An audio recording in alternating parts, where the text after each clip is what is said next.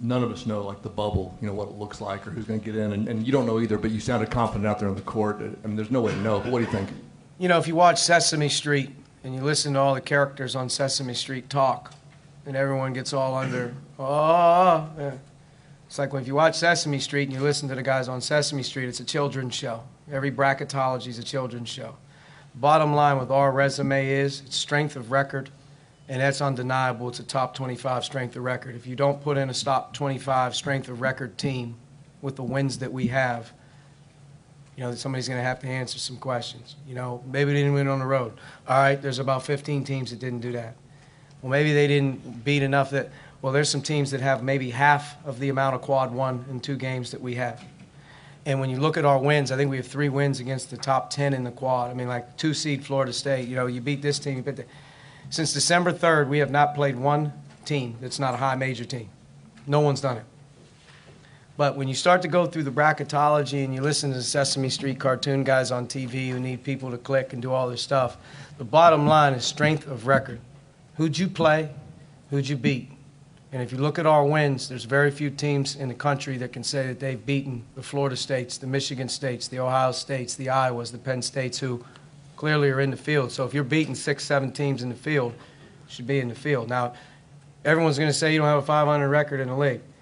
They've already stated that the 500 record in the league doesn't matter. It's your body of work, because there's certain teams that played the 330th non-conference strength of schedule, which we didn't do. So if you add it all up, we scheduled to make the tournament. We've got a lot of good wins. Played in an unprecedented season in the Big Ten in terms of the depth. And when you have that many teams competing for the tournament, 12, most of the year, and you beat each other up, my hope is that they just don't take it for granted how hard it is to win in the league. And I think today was our 24th or 25th straight Power 5 game. I mean, who does that? We did. Everyone wanted to bust our chops to start the season on our non-conference schedule. It worked out. Princeton's going to be in the Final Four of the deal. Conference USA's champion, or at least has a chance, is Louisiana Tech. South Dakota State won their league. You end up playing UConn and Notre Dame, but some of those games are a crapshoot sometimes. Both teams have had pretty good years. I mean, we beat them away from home. In league play, it is what it is. Who'd you play? Who'd you beat?